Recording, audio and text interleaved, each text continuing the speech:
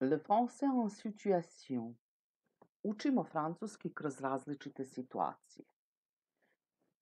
Dobar dan svima. Učimo francuski kroz različite situacije. Tema naše lekcije jeste lična i poslovna korespondencija. Na kraju ove lekcije znaćete koje korake treba preduzeti kada pišemo privatna pisma ili e-mailove, a koje kada pišemo poslovna, zvanična pisma ili e-mailove. Bonjour à tous, on apprend le français en situation.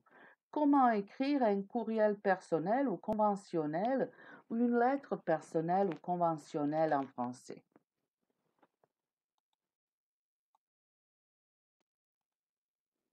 Mots-clés. Evo ključnih reči u okviru ove teme. Un email. Un courriel. Un courrier électronique. Sve ove reči znače elektronska pošta. Un message. Poruka. Envoyer. Poslati. Une lettre. Pismo. Une enveloppe. Koverat. Un timbre. Poštanska marka. Le destinataire. Primalac pisma ili adresat, onaj kome se šalje pismo.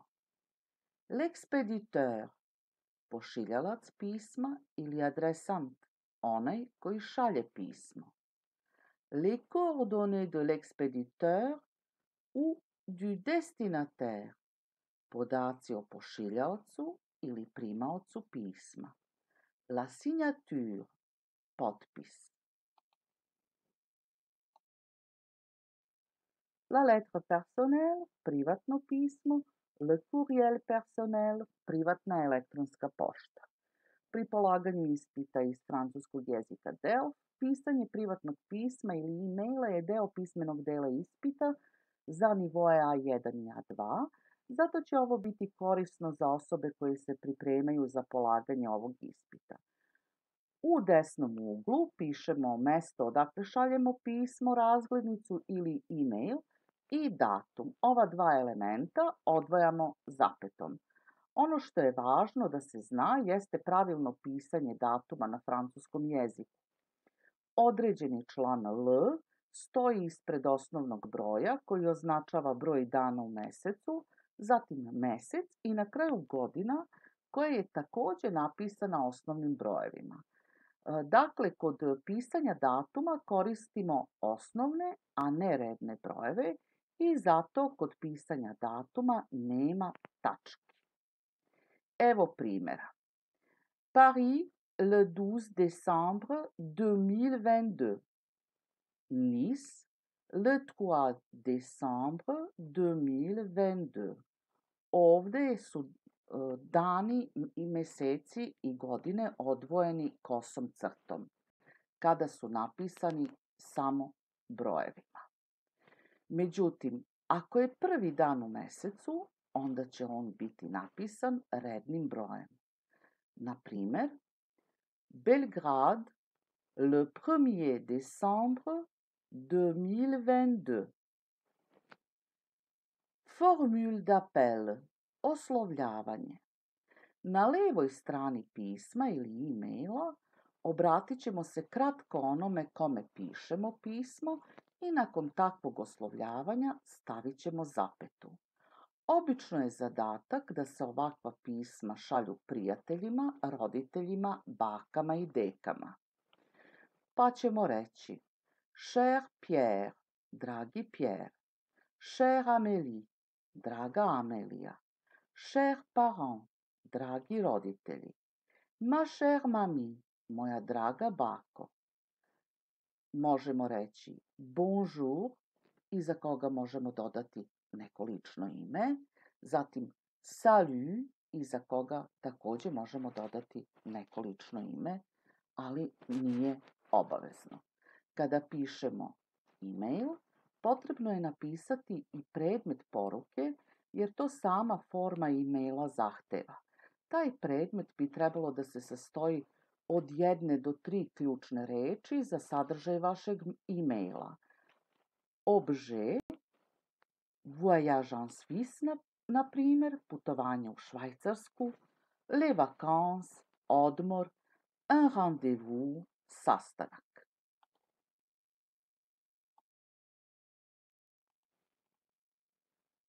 Introduction, uvod. Odmah nakon oslovljavanja sledi novi pasus od 2 do 3 rečenice kroz koje ostvarujete prvi kontakt sa osobom kojoj pišete. Na primjer, možete reći Comment vas-tu? Kako si? J'espère que tu vas bien. Nadam se da si dobro. Moi, je vais bien. Ja sam dobro. Ça fait longtemps que je n'ai pas de tes nouvelles. Dugo nemam novosti o tebi. Ukoliko ste muška osoba, napisat ćete Je suis très heureux de t'écrire cette lettre. Srećan sam što ti pišem ovo pismo. A ukoliko ste osoba ženskog pola, napisat ćete Je suis très heureuse de t'écrire cette lettre. Srećna sam što ti pišem ovo pismo. Je t'envoie quelques mots pour te raconter les nouvelles de ma part. Šaljem ti ovih nekoliko reči kako bih ti ispričao šta ima novo kod mene. Možete da koristite izraz je te remercie de ili je te remercie pour, iza koga sledi neka imenica, što znači zahvaljujem se na nečemu, što ćete iskazati kroz ove imenice koje ćete dodati. Zatim možete reći enfin, j'ai le temps de t'écrire, najzad imam vremena da ti pišem. I ukoliko ste osoba muškog pola, reći ćete Je suis désolé de ne pas te téléphoner. Žao mi je što ti nisam telefonirao. Ovo désolé napisat ćete samo sa jednim akcent aigu na kraju. A ukoliko ste ženska osoba, Je suis désolé de ne pas te téléphoner. Žao mi je što ti nisam telefonirala. Ovu reč désolé napisat ćete iza akcent aigu, iza ovog e sa akcentom, dodat ćete samo još jedno e u pisanju kao oznaku za ženski rod. Ove rečenice, obe na francuskom, kada čujete, zvuče isto, ali postoji razlika u pisanju zbog muškog i ženskog roda.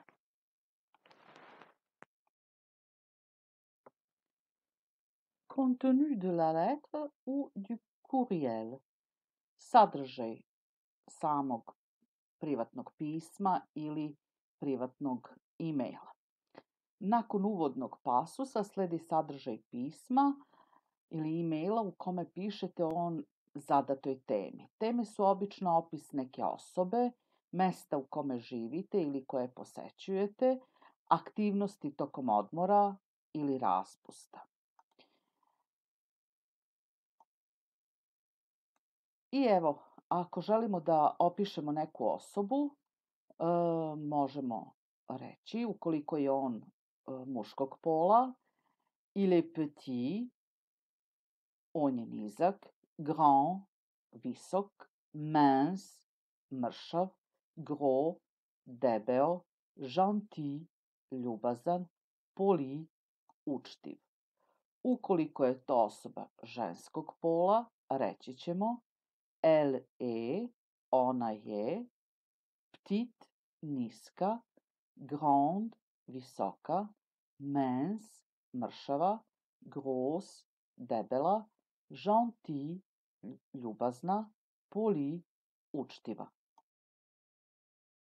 Možemo još dodati, ukoliko je osoba muškog pola, il est, on je, beau, lep, travailleur, vredan, il a les yeux bruns et une moustache, on ima smeđe oči i brkove, il a les cheveux longs, ima dugu kosu, il a les cheveux courts, ima kratku kosu, il est célibataire, neoženjen je, il est marié, oženjen je, il est divorcé, razveden je.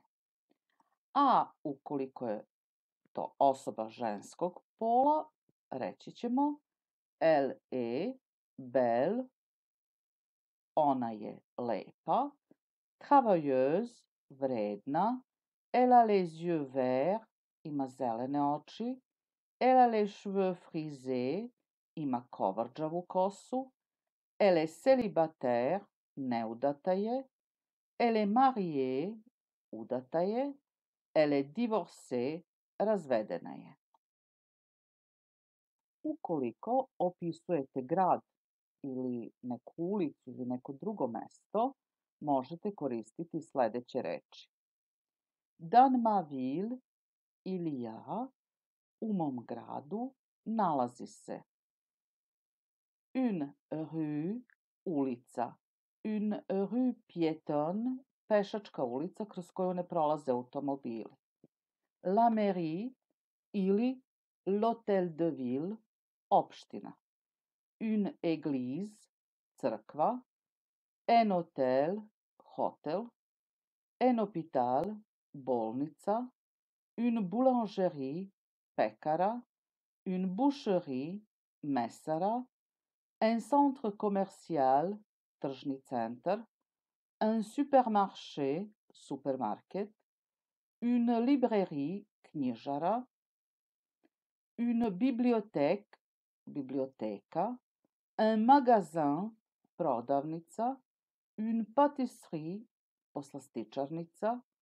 Une poste, pošta.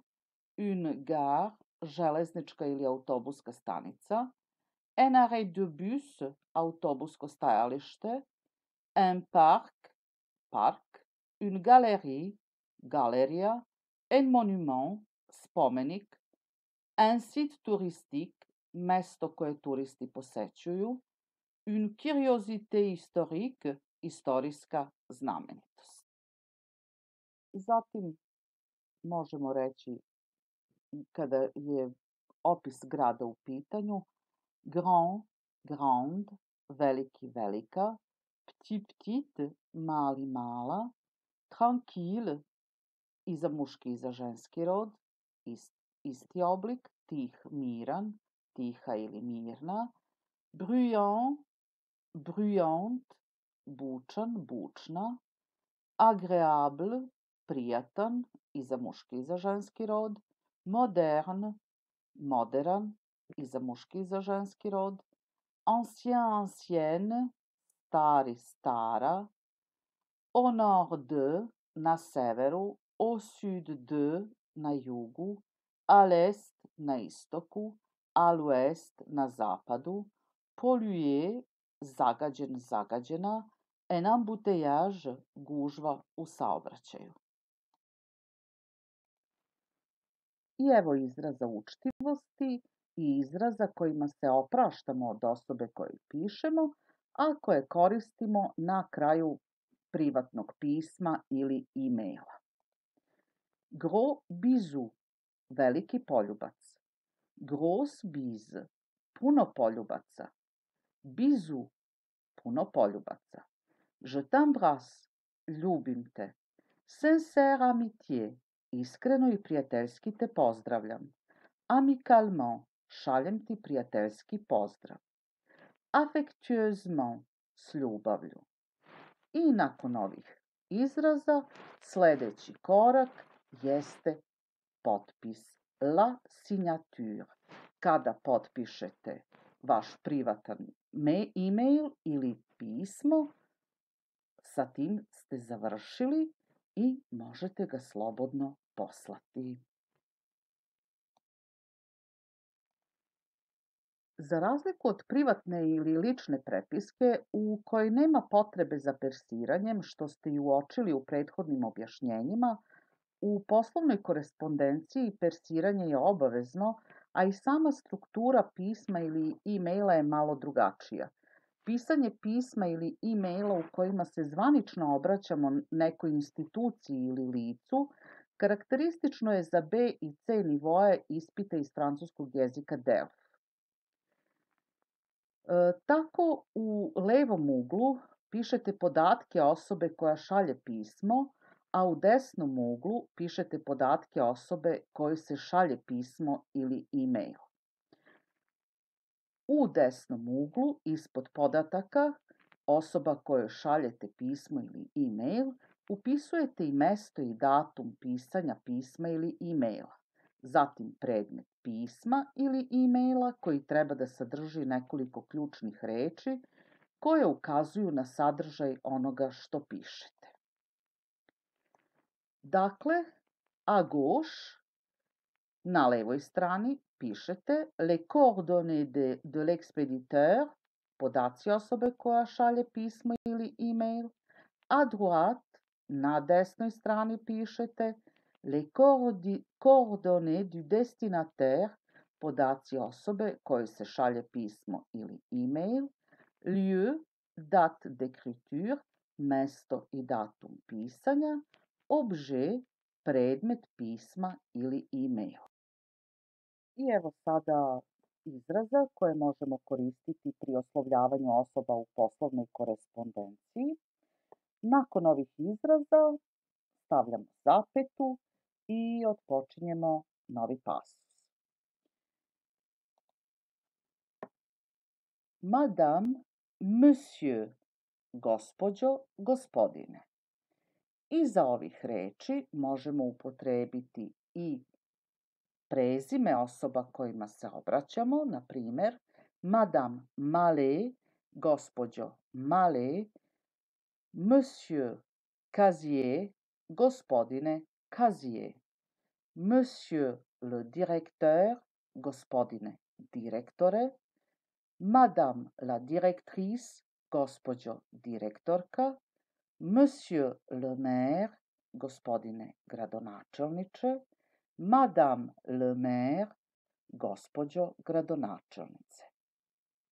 U svakom slučaju birate varijante koje prema vašoj potrebi.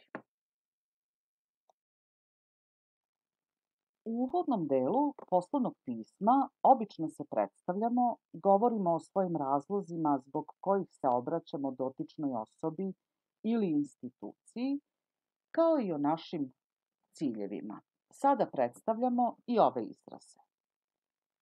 Pour se présenter. I evo kako se možete predstaviti. Krenimo od najjednostavnije varijante. Je m'appelle i kažete vaše ime i prezime. Zovem se i navedete puno ime i prezime. Je voudrais me présenter, hteo bih da se predstavim. Je représente l'association, predstavljam udruženje. Je me permets de vous écrire en tant que le président, uzimam slobodu da vam pišem kao predsjednik, pa navedete čega. Au nom de l'association Le Monde Vert, je vous écris, pišem vam u ime udruženja Zeleni svet. I evo sada reči i izraza koje možemo koristiti kako bismo naveli i objasnili te naše razloge zbog kojih pišemo neki poslovni e-mail ili pismo. Je me permets de vous contacter pour améliorer. Uzimam slobodu da kontaktiram sa vama kako bi unapredili. Je vous écris à propos de, pišem vam povodom. Možete reći je vous écris suite de. U istom značenju pišem vam povodom. Je vous écris afin d'exprimer mon désaccord. Pišem vam kako bih izrazio svoje neslaganje. Zatim možete reći j'ai le plaisir de vous accuser la réception de votre lettre.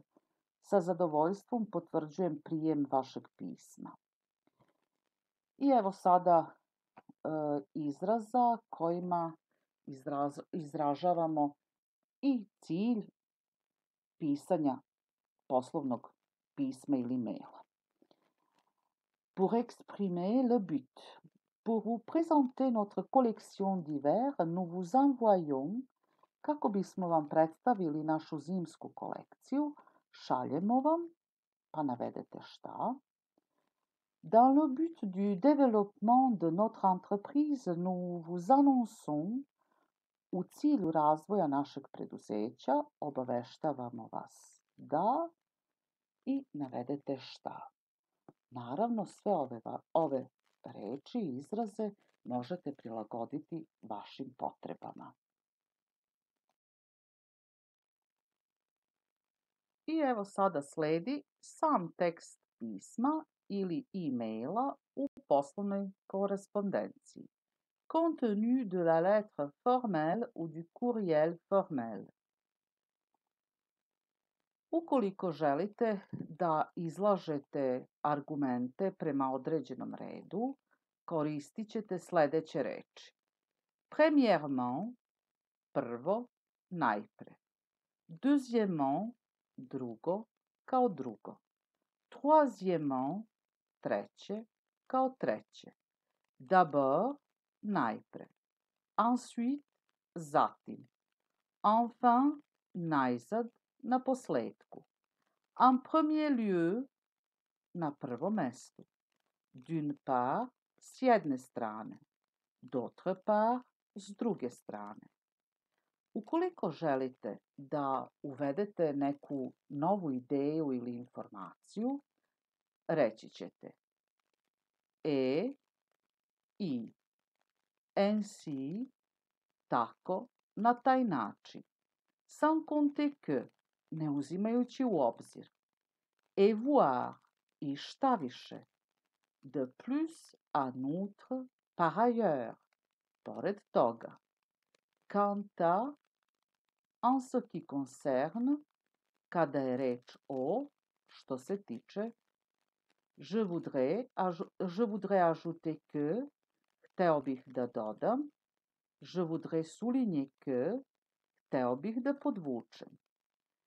Ukoliko želite da date neki primer i ilustrujete neku ideju, reći ćete, par exemple, na primer, notamment, en particulier, posebno, naročito, comme en témoigne, kao što o tome svedoče, kao što je dokazano, je pourrais citer un exemple, mogao bih da navedem primer. Ukoliko treba da iznesete neki dokaz ili da date opravdanje, koristit ćete sledeće reči i izraze. Parce que, zato što. Car, jer. Puisque, pošto. Étant donné que, ili vu que, budući da, pošto. Grâce à, zahvaljujući. À cause de, zbog. Ako želite s druge strane da iznesete neko svoje suprotno mišljenje, koristit ćete sledeće reči i izraze. Mais, ali. Cependant, međutim. Bien que, mada. Tandis que, dok. Au contraire, naprotiv. Je m'oppose fermement à. Oštro se protivi. Je ne crois pas que ce soit une bonne idée. Mislim da to nije dobra ideja. I kada treba da zaključite nešto, koristit ćete sledeće reči i izraze. En résumé, ukratko, pour résumer, da ukratko izložimo, compte tenu des circonstances décrites, s obzirom na opisane okolnosti. I evo na kraju pisma ili e-maila pri poslovnoj korespondenciji koristit ćemo i sledeće izraze učtivosti. Formule de politesse et de congé pour terminer une lettre formelle ou un courriel formel. Dans l'attente de votre réponse, veuillez agréer madame, monsieur, mes salutations distinguées. U iščekivanju vašeg odgovora primite gospođo, gospodine, moje srdačne pozdrave. Cordialement, srdačno. Dans l'espoir d'une réponse favorable, je vous prie d'agréer madame, monsieur, mes sincères salutations. Nadajući se povoljnom odgovoru, primite, gospođo, gospodine, moje iskrene pozdrave.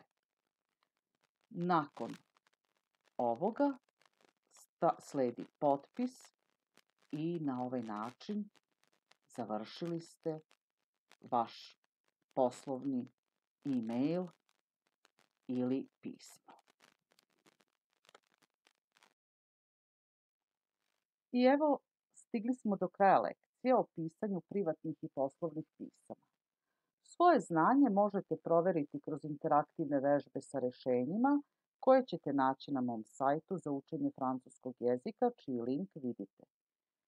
Pozdrav svima i a bientôt!